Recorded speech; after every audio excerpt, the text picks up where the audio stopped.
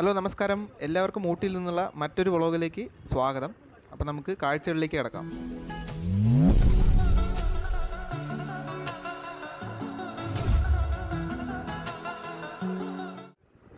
അപ്പോൾ നമ്മൾ കഴിഞ്ഞ എപ്പിസോഡിൽ കണ്ടത് പൈൻ ഫോറസ്റ്റും അതുപോലെ വെൻലോക്ക് ഡൗൺസ് എന്ന് പറഞ്ഞ ആ പുൽമേടുമാണ്. അപ്പോൾ ഇനി നമ്മൾ അടുത്തത് കാണാൻ പോകുന്നത് പൈക്കാര വാട്ടർഫാൾസും അതുപോലെ പൈക്കാര ഡാമുമാണ്. പൈക്കാര ഡാമിൽ നല്ലൊരു ബോട്ടിങ് സംവിധാനമുണ്ട് എന്ന് അറിയാൻ സാധിച്ചു. അതുകൊണ്ട് തന്നെ നമ്മൾ നോർമലായിട്ട് എല്ലാവരും ഊട്ടിയിൽ പോയാൽ ഊട്ടി ലേക്കിലാണ് ബോട്ടിങ് ചെയ്യുക. നമ്മളിപ്പോൾ അത് മാറ്റി പിടിച്ചിട്ട് പൈക്കാര ലേക്കിൽ പോയിട്ടാണ് നമ്മൾ പ്രാവശ്യം ബോട്ടിങ് ചെയ്യാൻ പോകുന്നത്. അപ്പോൾ അത് രണ്ടും നമുക്ക് ഒന്ന് എക്സ്പീരിയൻസ് ചെയ്യാം.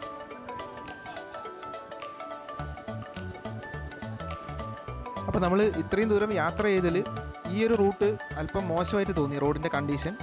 അതൊരു പക്ഷേ റോഡ് വൈഡനിങ്ങും അങ്ങനെയുള്ള കൺസ്ട്രക്ഷൻ വർക്ക്സൊക്കെ ഈ വഴിക്ക് നടക്കുന്നുണ്ട്, അതുകൊണ്ടായിരിക്കാം.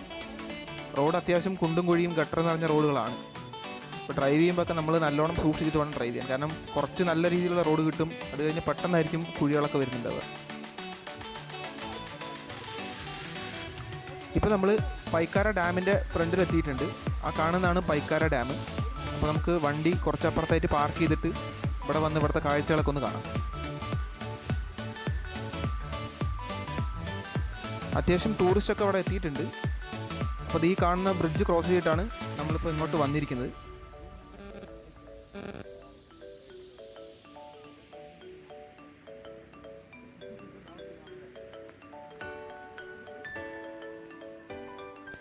അപ്പോൾ അവിടെ ആക്ച്വലി വെള്ളം വരുന്നത് ഷട്ടർ തുറന്നിട്ട് ഷട്ടറിന് അടിയിലൂടെ അല്ല, ഇടയിലായിട്ട് ഹോൾ ചെയ്തിട്ട് ആ ഹോളിലൂടെയാണ് വെള്ളം വരുന്നത്.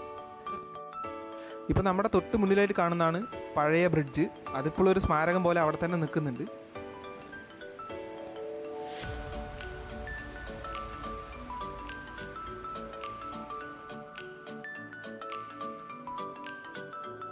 അപ്പോൾ അതാ ഇവിടെ ആയിട്ട് ഒരു കൂട്ടം കാട്ടുപന്നികൾ മേയാൻ ഇറങ്ങിയിട്ടുണ്ട്.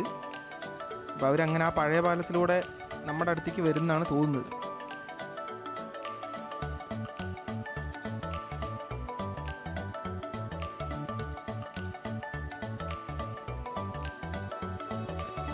കാട്ടുപന്നികൾ ആക്ച്വലി ഭയങ്കര ഡേഞ്ചറാണ്. കാരണം ഇവർ എപ്പോൾ എങ്ങോട്ട് വേണമെങ്കിലും ഓടാം. പെട്ടെന്നാണ് നമ്മൾ ബൈക്കിലൊക്കെ പോയിക്കൊണ്ടിരിക്കുമ്പോൾ പെട്ടെന്നായിരിക്കും ചിലപ്പോൾ നമ്മുടെ മുന്നിൽ വന്ന് ചാടുന്നതും നമ്മളെ തട്ടിമറിച്ചിട്ട് അവരങ്ങോട്ട് പോവുകയും ചെയ്യും. നമ്മൾ മാസങ്ങളോളം വല്ല ചികിത്സ തേടി കിടക്കുകയും വേണ്ടി വരും. അതുകൊണ്ട് പന്നികൾ ഡേഞ്ചറാണ്.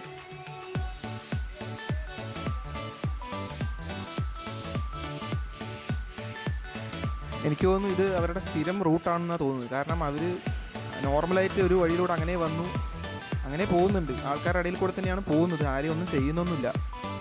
ഒരുപക്ഷെ അവർ ഇതിനോടൊക്കെ യൂസ്ഡ് ആയിട്ടുണ്ടാവും. അങ്ങനെ നമ്മൾ പൈക്കാര ഫാൾസിൻ്റെ ആ ഭാഗത്തെത്തി. അപ്പോൾ ഇവിടെ വണ്ടി പാർക്ക് ചെയ്യൽ കുറച്ച് ദുഷ്കരമായ കാര്യമാണ്. കാരണം നമ്മൾ റോഡ് സൈഡിൽ തന്നെ വണ്ടി പാർക്ക് ചെയ്യണം. അപ്പോൾ നമ്മൾ വണ്ടി കുറച്ച് അപ്പുറത്തായിട്ട് പാർക്ക് ചെയ്തു. ഇനിയിപ്പോൾ നമ്മൾ ആ പൈക്കാര ഫാൾസിലേക്കുള്ള വഴി ഒന്ന് അന്വേഷിച്ച് കണ്ടുപിടിക്കണം. നിറയെ പേര് എത്തിയിട്ടുണ്ട്. വണ്ടികളൊക്കെ രണ്ട് സൈഡും പാർക്ക് ചെയ്തുകൊണ്ട് തന്നെ ഇവിടെ അത്യാവശ്യം ട്രാഫിക് ബ്ലോക്കും ഉണ്ട്.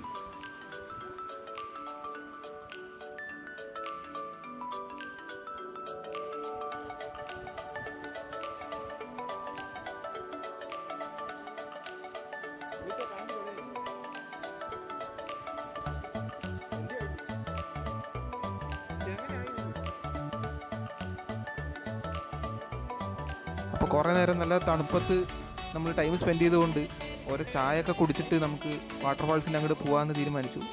അപ്പോൾ ഏതായാലും ചായ കുടിക്കാൻ, ചായയ്ക്ക് വേണ്ടി ഇവിടെ വെയിറ്റ് ചെയ്തുകൊണ്ടിരിക്കുകയാണ്.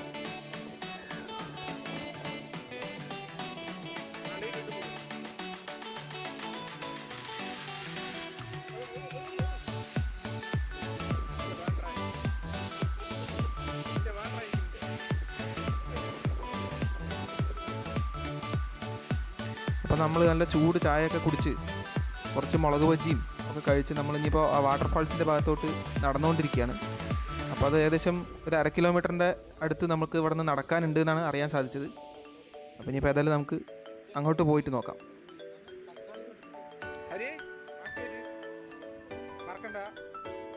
ഇത്ര നേരം മഴ ഇങ്ങനെ ചാറിക്കൊണ്ട് നിൽക്കുന്നുണ്ടായിരുന്നു. ഇപ്പോൾ നമ്മളെ സഹായിക്കാനാണെന്ന് തോന്നുന്നു. മഴയൊന്ന് തോർന്നിട്ടുണ്ട്. അപ്പോൾ കുറച്ച് നേരം കുടയൊന്നും ചൂടാതെ കയ്യും വീശി നടക്കാം. ആക്ച്വലി കുട എടുത്തിട്ടില്ല ഞങ്ങളാരും. എല്ലാവരും മഴ തോർന്നതും കുടയുടെ കാര്യം മറന്നു, കുട വണ്ടിയിൽ വെച്ചു. അപ്പോൾ ഏതായാലും ഇത് നല്ലൊരു സൗകര്യം തന്നെയാണ്. കാരണം നടക്കാൻ ബുദ്ധിമുട്ടുള്ളവർക്കൊക്കെ ഇവിടെ ഫോറസ്റ്റ് ഡിപ്പാർട്ട്മെൻറ്റിൻ്റെ തന്നെ ആ ഗോൾഫ് കാറുകളുണ്ട്. അതിന് നമ്മൾ അഡീഷണൽ ചാർജ് പേ ചെയ്ത് കഴിഞ്ഞാൽ അവർ അപ്പ് ആൻഡ് ഡൗൺ നമ്മളെ കൊണ്ടുപോയി വിടും.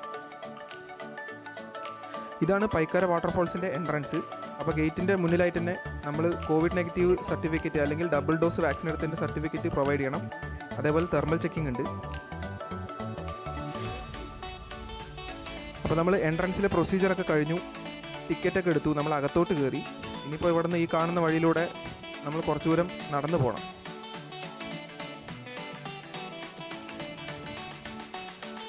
അപ്പോൾ പ്രായമായ ആൾക്കാർക്കും ഇവിടെ വന്ന് ഈ കാഴ്ചയൊക്കെ കാണാൻ സാധിക്കും. കാരണം നടക്കാൻ ബുദ്ധിമുട്ടുള്ളവർക്ക് ഗോൾഫ് കാർ ഉണ്ട്. അതേപോലെ തന്നെ ഈ പോകുന്ന വഴിക്ക് അടുപ്പിച്ചല്ല സ്റ്റെപ്സ്, ചെറിയ ചെറിയ സ്റ്റെപ്സ് കുറേ ദൂരം കൂടുമ്പോൾ ഇട്ടിരിക്കുന്നത്. അപ്പോൾ ഏത് പ്രായത്തിലുള്ളവർക്കും ഇവിടെ വന്ന് കാഴ്ചകളൊക്കെ കാണാം.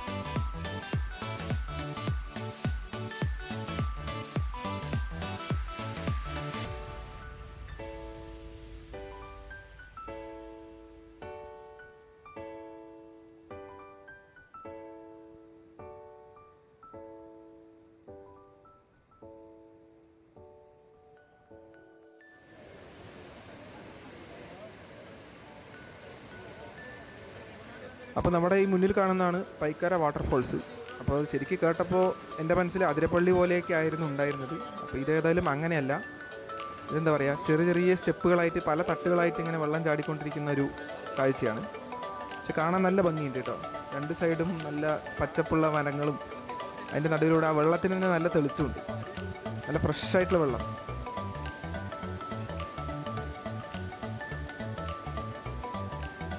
ടൂറിസ്റ്റിനെ അട്രാക്ട് ചെയ്യാനായിട്ട് ഇൻസ്റ്റൻ്റായിട്ട് ഫോട്ടോഗ്രാഫി പ്രിൻ്റ് ഔട്ട് എടുത്തു കൊടുക്കുന്ന സൗകര്യമൊക്കെ ഇവിടെ തന്നെ ഉണ്ട്.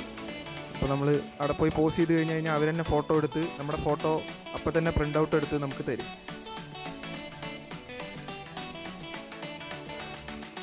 അപ്പോൾ ഏതായാലും ഒരുപാട് നേരം പൈക്കാര വാട്ടർഫോൾസിൻ്റെ അവിടെ നമുക്ക് നിൽക്കാൻ സാധിച്ചില്ല. കാരണം പെട്ടെന്നായിരുന്നു മഴ തുടങ്ങിയത്, ആരുടെയും കോട്ടയുണ്ടായിരുന്നില്ല. അപ്പോൾ പിന്നെ ഓട്ടോ അല്ലാതെ വേറെ വഴിയില്ല. ശരിക്കും പറഞ്ഞാൽ ഓടി ഒരു വിധമായി എന്ന് പറഞ്ഞാൽ ശ്വാസം കിട്ടാത്ത അവസ്ഥയായി നമ്മൾ കാറിൻ്റെ അടുത്ത് എത്തുമ്പോഴേക്കും. അപ്പോൾ ഇപ്പോൾ നമ്മൾ പോയിക്കൊണ്ടിരിക്കുന്നത് പൈക്കാര ലേക്കിൻ്റെ ഭാഗത്തോട്ടാണ്. ഇവിടെയും അത്യാവശ്യം ഓഫ് റോഡിങ് സംവിധാനം പോലെ തന്നെയാണ്. റോഡ് ഉണ്ടെന്നേ ഉള്ളൂ, ഡ്രൈവ് ചെയ്യാൻ ഭയങ്കര ബുദ്ധിമുട്ടാണ്. ഒരുപാട് കുണ്ടും കുഴിയും പിന്നെ വെള്ളം നിറഞ്ഞു കിടക്കുന്നതുകൊണ്ട് നമുക്ക് ഈ കുഴികളുടെ ആഴമൊന്നും കറക്റ്റായിട്ട് മനസ്സിലാവില്ല. അപ്പോൾ അവിടെ പതുക്കെ പോകാൻ സാധിക്കുള്ളൂ. അപ്പോൾ അത് അവിടെ വണ്ടികളുടെ ക്യൂ ഒക്കെ കാണുന്നുണ്ട്. മിക്കവാറും നമ്മൾ വണ്ടി ഇവിടെ എവിടെയെങ്കിലും നിർത്തി ബാക്കി ദൂരം നടക്കേണ്ടി വരുന്നതാണെന്ന് തോന്നുന്നു.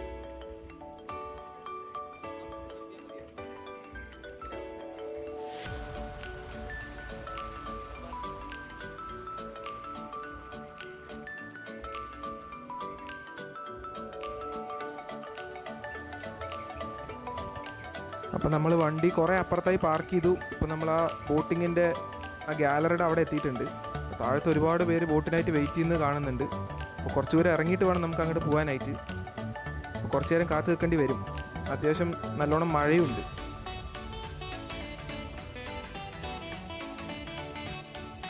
അപ്പോൾ ഇവിടുത്തെ ബോട്ടിംഗ് ഫെസിലിറ്റീസ് എങ്ങനെയാണെന്ന് വെച്ച് കഴിഞ്ഞാൽ സ്പീഡ് ബോട്ടുണ്ട്, അതേപോലെ തന്നെ 8 പേർക്ക് സഞ്ചരിക്കാൻ പറ്റുന്ന ബോട്ടുണ്ട്, 10 പേർക്ക് സഞ്ചരിക്കാൻ പറ്റുന്ന ബോട്ടുമുണ്ട്.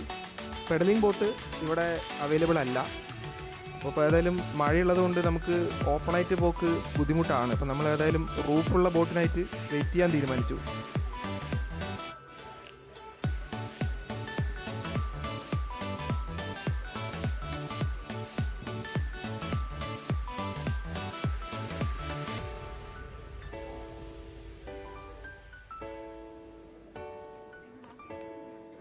അപ്പോൾ ഈ കുതിച്ച് വന്നുകൊണ്ടിരിക്കുന്നത് ഇവിടുത്തെ ഒരു സ്പീഡ് ബോട്ടാണ്. ഇവിടെ 3 സ്പീഡ് ബോട്ടുകളാണ് നമുക്ക് കാണാൻ സാധിച്ചത് ഇത്രയും നേരം നിന്നിട്ട്. അപ്പോൾ ഇവരുടെ പ്രകടനം ഒരു രക്ഷയില്ല. ത്രില്ല് വേണമെന്നുള്ളവർക്ക് സ്പീഡ് ബോട്ട് തന്നെ എടുക്കണം. കാരണം മറ്റേ ബോട്ടിൽ നമുക്ക് കാഴ്ചകൾ കണ്ടു പോവാം, ത്രില്ല് കിട്ടില്ല.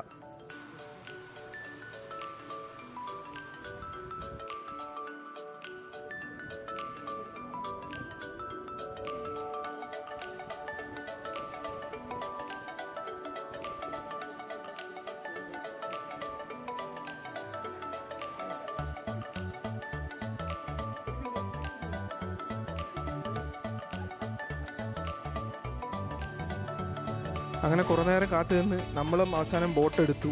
നമ്മൾ റൂഫുള്ള ബോട്ട് എടുത്തില്ല. മഴയ്ക്കൊരു ശമനം കണ്ടപ്പോൾ നമ്മൾ സാധാരണ ഒരു ബോട്ട് തന്നെ എടുത്തു, ഓപ്പൺ ആയിട്ടുള്ളൊരു ബോട്ട് എടുത്തു. അപ്പോൾ ഇനിയിപ്പോൾ ഏതായാലും വരണവിടെ വെച്ച് കാണാം.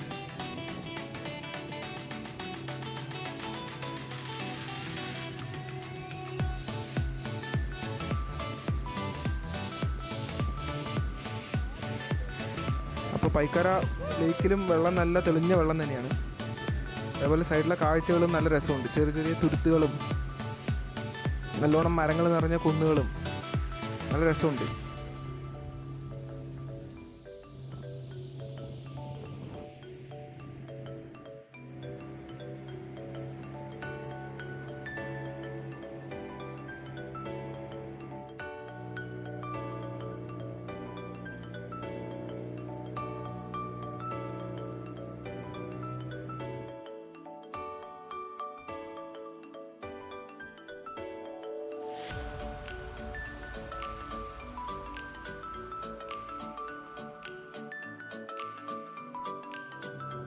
അപ്പോൾ വീണ്ടും മഴ ചാറി തുടങ്ങി. ഇനിയിപ്പോൾ വേറെ വഴിയില്ല, കുട പിടിച്ചിരിക്കുക വഴിയുള്ളൂ.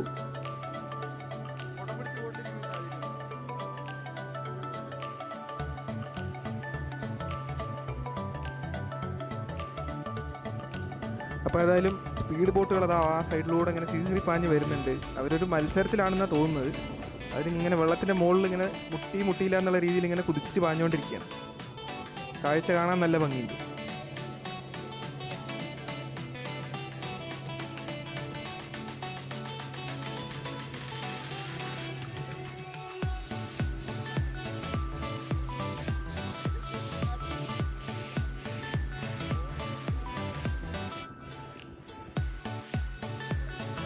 അപ്പോൾ ആ സ്പീഡ് ബോട്ടിലെ ആൾക്കാർ ഏകദേശം നമ്മുടെ അടുത്ത് എത്തിയിട്ടുണ്ട്. അവർ ആ അറ്റം വരെ പോയി തിരിഞ്ഞിപ്പോൾ നമ്മുടെ അടുത്ത് എത്താറായിട്ടുണ്ട്.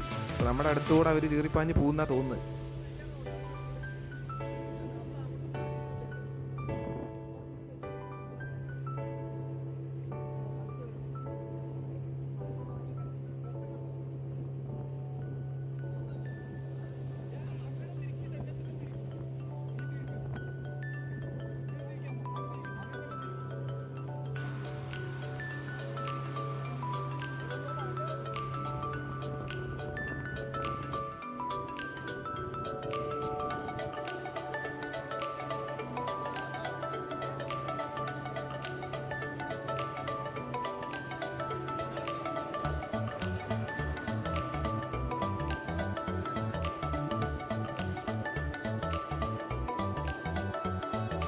അപ്പോൾ നമ്മുടെ ബോട്ടിങ് ഏകദേശം അവസാനിക്കാറായി. നമ്മൾ തുടങ്ങിയ സ്ഥലത്ത് തന്നെ മടങ്ങിയെത്തി. പണ്ട് ചെറുപ്പത്തിൽ മലമ്പുഴ ഡാമിൽ പോയി ബോട്ട് ചെയ്ത ഓർമ്മ എനിക്കുള്ളൂ. അപ്പോൾ ഇതേതായാലും നല്ലൊരു എക്സ്പീരിയൻസ് ആണ്. അപ്പോൾ ഏതായാലും ഈ വീഡിയോ നിങ്ങൾക്ക് എല്ലാവർക്കും ഇഷ്ടപ്പെട്ടു എന്ന് കരുതുകയാണ്. അപ്പോൾ കൂടുതൽ വിശേഷങ്ങളുമായിട്ട് നമുക്ക് അടുത്ത വീഡിയോയിൽ കാണാം.